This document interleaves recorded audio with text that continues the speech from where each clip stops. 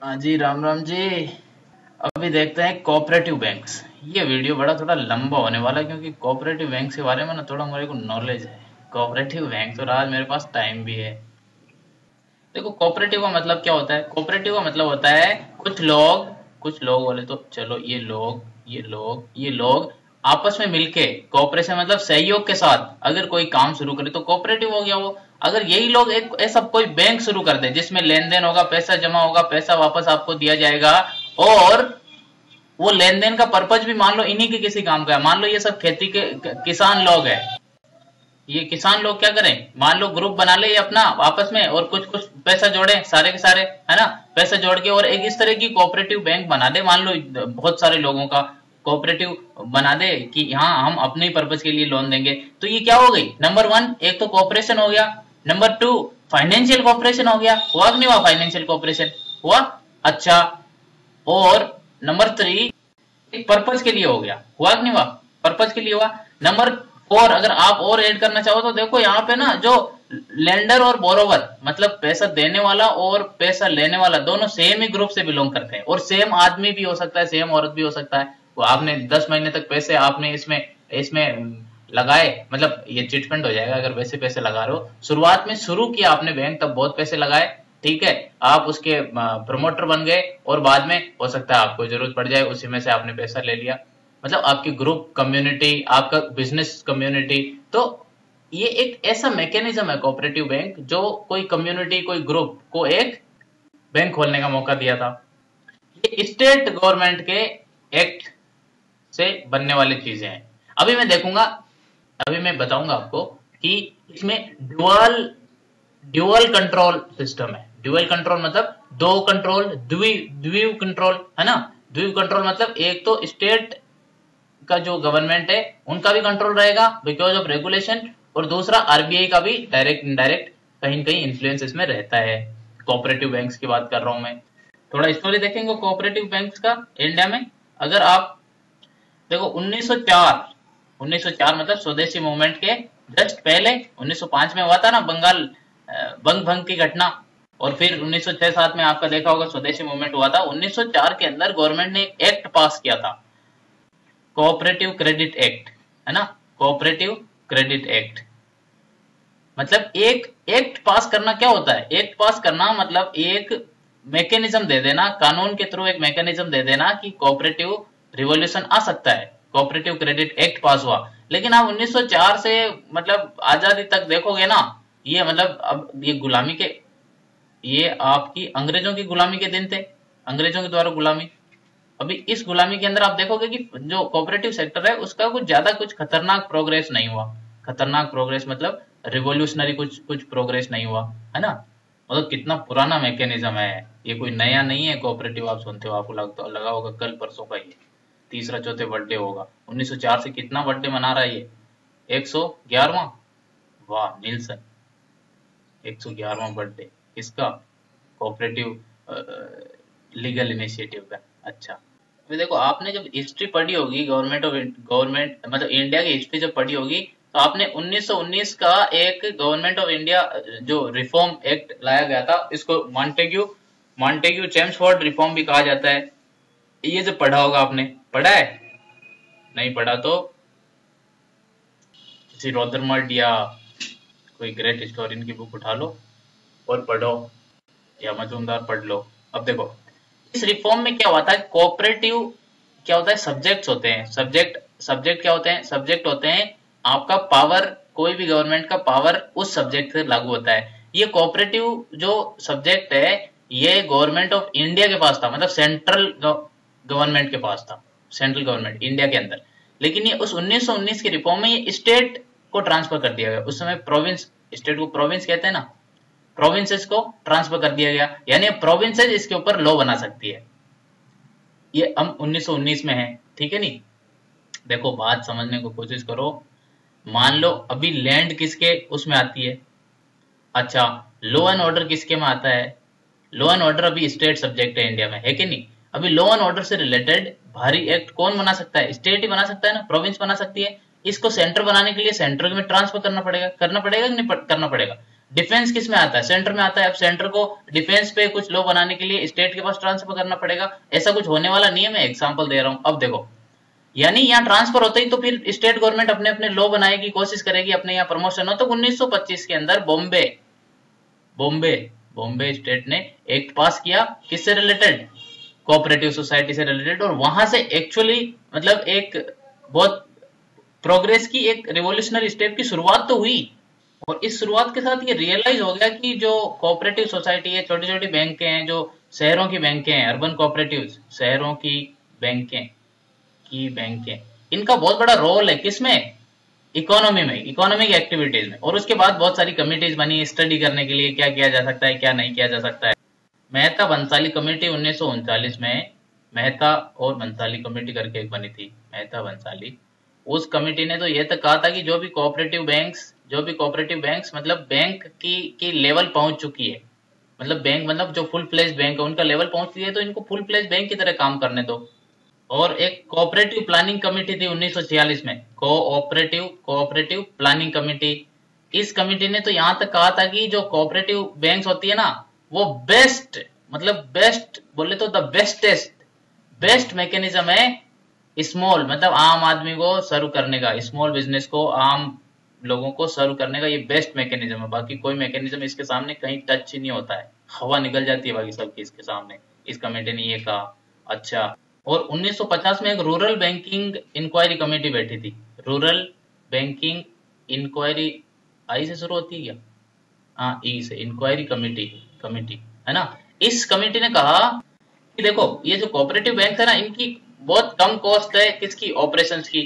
कम cost operation की, operations इनका बहुत कम, मतलब बहुत कम रुपए में ये लोग काम कर देते। जो बड़ी बैंक जितना ज्यादा रुपए लेती है, उनका खर्चा कम है, कम खर्चा है ना। और थोड़ी बहुत इनकी अंडरस्टैंडिंग भी है ना। इसलिए इन्होंने कहा कि जो तालुका लेवल है, तालुका एक क्या होता है? लेवल होता है। तालुका कुछ पॉपुलेशन और उससे रिलेटेड होता है। तालुका लेवल से नीचे जो गांव है, वहां पे उन्होंने यही रिकमेंड कर दिया कि वहां कोऑपरेटिव सोसाइटी, कोऑपरेटिव बैंक्स जो है उनका खोला जाना चाहिए। रिजर्व बैंक ऑफ इंडिया ने 1959-60 में एक स्टडी की थी, 1961 में एक रिपोर्ट छापी। उस 61 बोले तो 1961, इस 61 की रिपोर्ट में आरबीआई ने क्लियरली कहा कि कोऑपरेटिव बैंक्स है ना, बहुत साउंड होती है, कोऑपरेटिव बैंक्स बहुत अच्छी होती है, सोनी होती है, सोनी। अच्छी बोले तो फाइनेंशियली साउंड है ना, फाइनेंशियली साउंड है, फाइनेंशियली साउंड है क्योंकि एक दूसरे को जानते हैं, किसको उधार देना है, किसको नहीं देना है, कौन कैसे ले रहा है, नंबर 1। नंबर 2, उन्होंने कहा, आरबीआई क्या कहती है कि भाई अगर आप अच्छे हो तो और जगह पे कोऑपरेटिव खुलनी चाहिए, नहीं खुलनी चाहिए। और फिर नंबर 3, आरबीआई ने लिखा अपनी रिपोर्ट में बड़े साफ शब्दों में कि स्टेट गवर्नमेंट को सपोर्ट देना चाहिए। इनको क्या करना चाहिए? स्टेट गवर्नमेंट को सपोर्ट देना चाहिए। अच्छा, ये 3 चीजें हो गई। स्टेट गवर्नमेंट को चाहिए क्या? जब आरबीआई बोलते सपोर्ट देना चाहिए तो स्टेट गवर्नमेंट सपोर्ट देगी, ऐसा ही तो होता है। 1963 में एक और कमेटी आई थी, वर्दे कमेटी, वर्दे, ठीक है, वर्दे कमेटी। इन्होंने कहा कि जिस भी सिटी का पॉपुलेशन 1 लाख से ज्यादा है, 1 लाख क्या होता है? 100,000 है ना, मतलब 100,000 बोलते हैं ना अंग्रेजी में। 1 लाख से ज्यादा है, वहां पे कोऑपरेटिव सोसाइटी होनी चाहिए। एक तो इन्होंने कहा कोऑपरेटिव बैंक्स होने चाहिए, नंबर 1। नंबर 2, इन्होंने कहा कि देखो इंडिया में ना ये बैंक्स, कोऑपरेटिव बैंक्स, ये सब कास्ट और कम्युनिटी के आसपास घूमती रहती है। सबने अपनी अपनी खोल दी, मतलब जात की कोऑपरेटिव बैंक।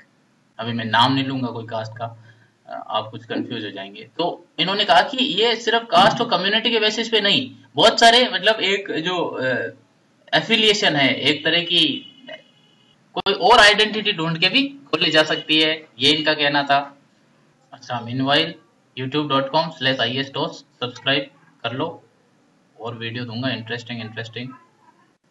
फेसबुक पे लाइक भी कर दो, facebook.com/ias.tos, ठीक है। ट्विटर होगा तो ट्विटर पे फॉलो कर दो, ठीक है। और कोई मान लो कोई और चीज, और जगह आप फॉलो करना चाहो, फॉलो कर लो, मैं वही मिल जाऊंगा आपको, चाहे रेडिट हो, चाहे ब्लॉगर हो, दिस दैट, पूरी दुनिया में हर जगह अवेलेबल है। उस कमेटी, वर्दी कमेटी के बाद भी बहुत सारे मतलब रिकमेंडेशन, आरबीआई ने बहुत सारी चीजें देखी, बट अभी इंपॉर्टेंट चीज है कि हम इनका कंपोजिशन देख लेते हैं कि कितने टाइप की होती है कोऑपरेटिव्स, कितने टाइप की cooperatives, type of cooperative banks, है ना। ये आप पांच उस बड़े बड़े फ्रेमवर्क में आज पांच टाइप में आप डाल सकते हो इनको। कितने टाइप में? पांच टाइप में। Number one, state cooperative banks, state cooperative. दूसरी सेंट्रल कोऑपरेटिव, ये सेंट्रल सबसे कंफ्यूजिंग टर्म है ये, सेंट्रल कोऑपरेटिव। ये सेंट्रल कुछ नहीं है, ये केंद्रीय कोऑपरेटिव है। अब कोऑपरेटिव इसको आप मतलब केंद्र सरकार दिल्ली से मत समझ लेना। ये सेंट्रल कोऑपरेटिव और डिस्ट्रिक्ट डिस्ट्रिक्ट कोऑपरेटिव भी बोलते हैं। डिस्ट्रिक्ट कोऑपरेटिव मतलब जिला, डिस्ट्रिक्ट का जो जिला, और स्टेट को मतलब राज्य, है ना। अच्छा, तीसरे टाइप की हो गई आपकी, पीले कलर में लिखता हूं, primary credit societies. Primary, primary मतलब प्राथमिक, प्राथमिक प्राइमरी, इसका पूरा नाम लिख लो, primary agricultural credit society, agricultural credit society, ठीक है। अच्छा, फिर हो गई आपकी urban cooperative societies, urban cooperatives, urban cooperative जहां फोकस ज्यादा रहता है, अर्बन कोऑपरेटिव्स। अच्छा, और होती है land development bank, land development bank, ये भी कोऑपरेटिव होती है। तो इसको आप बोल सकते हो जमीन सुधारण बैंक, जमीन सुधारण बैंक को किनारा बोलते हैं। अच्छा, एक एक देखें, थोड़ा हल्का हल्का बताऊं इनके बारे में, चलो बता ही देता हूँ। मैंने वीडियो लंबा करने का प्रॉमिस किया था तो इससे लंबा भी हो जाएगा। देखो, नंबर वन शुरू करते हैं primary credit agriculture credit society से, प्राइमरी क्रेडिट सोसाइटी से। ये सिंपल है, मतलब ये बैंक की कैटेगरी में मानते हैं क्योंकि कॉर्पोरेशन पढ़ रहे ना, लेकिन इसको बोलते सोसाइटी है। कैसे? मिनिमम 10 लोग इसको शुरू कर सकते हैं। 10 लोग आए, अपना पैसा इकट्ठा किए, अपना बैंक शुरू कर दिए। इसमें ना शॉर्ट टर्म लोन होता है, एक साल से एक शॉर्ट टर्म मतलब 3 साल तक का लोन, है ना, 3 साल तक का। ये मतलब ये जो लोन होता है वो जो चारा लेने के लिए, बीज लेने के लिए, खाद बीज जो होता है, खाद बीज लेने के लिए, है ना, फोडर, चारा फोडर ही तो होता है, और खाद बीज वगैरह वगैरह एग्रीकल्चर पर्पज के लिए लोन दिया जाता है। मतलब क्या होता है कि कुछ लोग, एक एरिया में रहने वाले लोग, मतलब बोरोवर्स भी नॉन बोरोवर्स मिलके एक सोसाइटी बना सकते हैं। मतलब कुछ लोग देने वाले, कुछ लोग लेने वाले, ये एक जगह मिलके एक ग्रुप बना दिया, वो हो गई सोसाइटी, प्राइमरी क्रेडिट स्ट्रक्चर बन गई। तो ये कहाँ से पैसा लाएगी? ये पैसा लाने के दो तरीके हैं। एक तो ये खुद अपने आप में से पैसा जनरेट कर देंगे, अपना शेयर कैपिटल लगा देंगे इसके अंदर। भाई कंपनी होती है, मान लो किसी ने लाख लाख रुपए लगा के कंपनी बना दी। दूसरा, इससे ऊपर कौन होती है? डिस्ट्रिक्ट, डिस्ट्रिक्ट कोऑपरेटिव होती है कि नहीं होती है? अभी हमने देखा था डिस्ट्रिक्ट कोऑपरेटिव, उसको सेंट्रल कोऑपरेटिव भी बोलते हैं। भाई डिस्ट्रिक्ट कोऑपरेटिव को, जिला कोऑपरेटिव को सेंट्रल कोऑपरेटिव भी तो बोलते हैं, केंद्रीय कोऑपरेटिव, है ना। यानी ये सेंट्रल कोऑपरेटिव से कौन लोन ले सकती है, कौन पैसा ले सकती है? ये जो इसके जो प्राथमिक प्राइमरी कोऑपरेटिव है, ले सकता है कि नहीं ले सकता है? ये तरीका है। तो फिर अब ये आप समझ लेना, उससे ऊपर कौन है? स्टेट कोऑपरेटिव है, तो ये स्टेट कोऑपरेटिव से जिला ये भी लोन ले सकती है ना। ये एक तरीका है, एक हायरार्की है। हायरार्की बोले तो परतों में काम करते हैं, और इसमें बोरोइंग पावर होता है ना, वो फिक्स होता है लोगों का, वो ज्यादा बोरोइंग पावर नहीं होता, फिक्स बोरोइंग पावर होता है। ऐसा नहीं कि पूरा को पूरा एक आदमी पूरा लेके बैठ गया, ऐसा नहीं कर सकते। अभी जो सेंट्रल और जिला क्रेडिट सोसाइटी है वो क्या है? वो कुछ नहीं है, वो जो प्राइमरी प्राइमरी क्रेडिट सोसाइटीज है ना, इन सबका क्या है? फेडरेशन है। फेडरेशन बोले तो मतलब ये सारी सारी मिलके एक जिला के अंदर, एक जिला की, आपने सुना होगा कि डिस्ट्रिक्ट कोऑपरेटिव फेडरेशन, है ना। मतलब वो बैंक क्या क्या बैंक हो गई? वो सेंट्रल केंद्रीय बैंक हो गई, वो मतलब डिस्ट्रिक्ट कोऑपरेटिव बैंक हो गई। मतलब ये छोटी छोटी, मान लो एक जिले में 300 प्राइमरी कोऑपरेटिव सोसाइटी, प्राथमिक कोऑपरेटिव सोसाइटी है, वो सब मिलके उनका एक फेडरेशन बन गया, है ना। एक फेडरेशन बन गया, पूरा ग्रुप है, तो वो क्या बन गई? वो हो गई स्टेट कोऑपरेटिव। अच्छा, ये इसका थोड़ा पावर ज्यादा होते हैं, ये पैसा वैसे ही लेती है ऊपर वाले, इसके ऊपर कौन स्टेट के वो रहता है उससे ले लेते हैं, और इन सब का कैपिटल लगा हुआ रहता है ना। इसके मेंबर जो होते हैं उनका पैसा लगा हुआ रहता है, इन पूरे फंड, इन पूरी सोसाइटी का पैसा लगा रहा होता है। इस तरह से ये आगे बढ़ती है। अभी आ गए स्टेट कोऑपरेटिव बैंक। तो स्टेट कोऑपरेटिव क्या हो गया? ये किसका फेडरेशन हो गया? ये फेडरेशन होता है किसका? फेडरेशन ऑफ सेंट्रल या डिस्ट्रिक्ट कोऑपरेटिव का, डिस्ट्रिक्ट कोऑपरेटिव बैंक्स का फेडरेशन हो गया। तो ये एक तरह की, ये सारी इनकी ओवर आर्चिंग बॉडी है, ये इन सब के ऊपर मतलब एक नजर रखती है। नजर बोले तो कैसे बिजनेस करना है, कैसे नहीं करना है, इनको पैसा दे दिया। अच्छा, ये इसको पैसे का जरूरत पड़ा तो कहाँ से लेती है? ये ओवरड्राफ्ट फैसिलिटी रहती है इसको आरबीआई से, रिजर्व बैंक ऑफ इंडिया से। किससे? रिजर्व बैंक ऑफ इंडिया से ओवरड्राफ्ट फैसिलिटी इनको रहती है। जैसे कि डिस्ट्रिक्ट कोऑपरेटिव को ओवरड्राफ्ट फैसिलिटी रहती है स्टेट से, और जैसे जो प्राइमरी थी गांव वाली, प्राइमरी जो कोऑपरेटिव थी उसको ओवरड्राफ्ट फैसिलिटी रहती है कहां से? आपके डिस्ट्रिक्ट से।